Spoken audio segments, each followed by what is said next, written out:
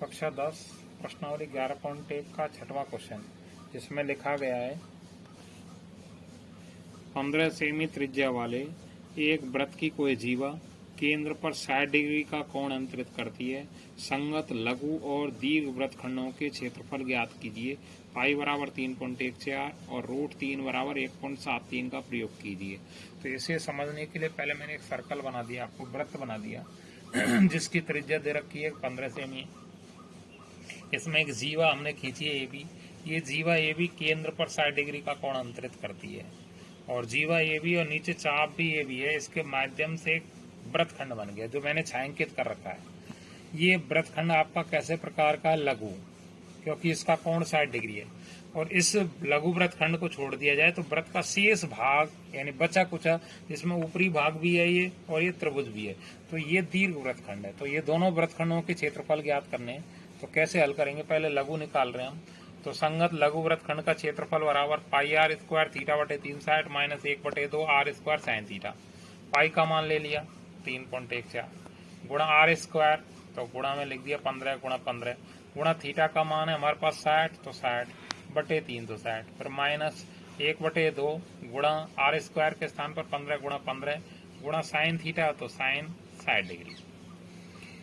अब 3.14 का गुणा 15 से कर दिया तो उत्तर आ गया 47.10 गुणा 15 के 15 लिख दिए, 0 से 0 को काट लिया और 6 से 36 को 6 बार काट दिया तो 1/6 आ गया। फिर माइनस यहाँ 2 से कोई कट नहीं रहा है तो 15 गुणा 15 कर लिया, 225 लिख दिया बटे 2 गुणा साइन 60 का मान होता है, सारणी में आपको बताया था रूट 3/2, तो वो मैंने व्यक्त भी कर दिया है।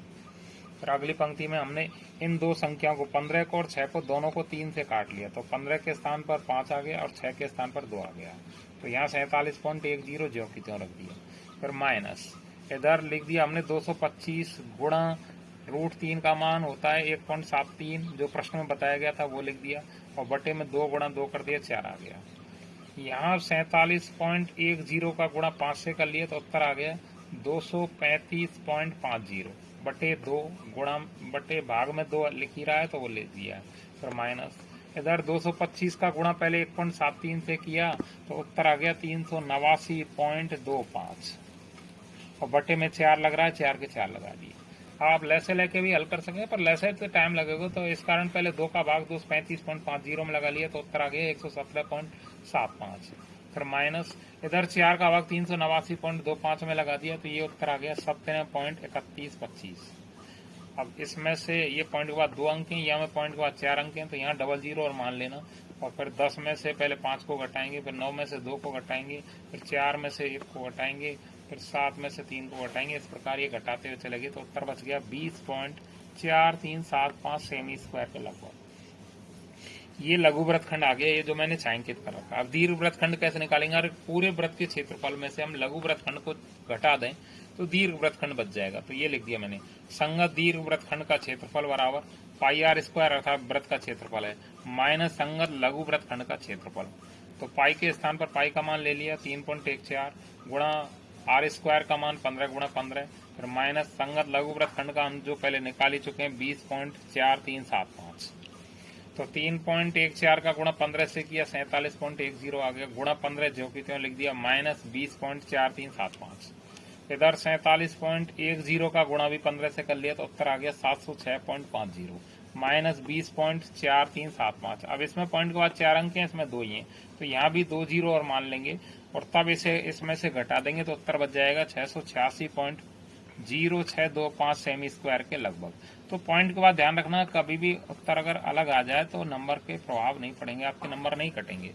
पॉइंट से पहला उत्तर आपका सही आना चाहिए। तो इस प्रकार ये छठवां सवाल समाप्त हो गया। 7वां सवाल पढ़ते हैं। 7वें में लिखा गया है त्रिज्या 12 सेमी वाले एक वृत्त की कोई जीवा केंद्र पर 120 डिग्री का कोण अंतरित करती है। संगत वृत्तखंड का क्षेत्रफल ज्ञात कीजिए। यानी पहले एक वृत्त है, इसकी त्रिज्या दे रखी है हमारे पास 12 सेमी और इसकी कोई जीवा है जो मैंने ये भी खींच रखी है। ये जीवा केंद्र पर जैसे इसमें बनाया था 60 डिग्री का कोण, यहाँ बनाया गया 120 डिग्री का कोण, तो वृत्तखंड बन गया नीचे की तरफ। ये जीवा और चाप के माध्यम से कैसे प्रकार का वृत्तखंड है? लघु। क्यों कह रहे हैं लघु? लघु होता है 180 से छोटे तक, तो इस कारण ये लघु वृत्तखंड है। तो यहाँ लिख दिया हमने संगत लघु वृत्तखंड का क्षेत्रफल बराबर पाई आर स्क्वायर थीटा बटे 360 minus 1/2 R square sine theta. सूत्र लगा लिया।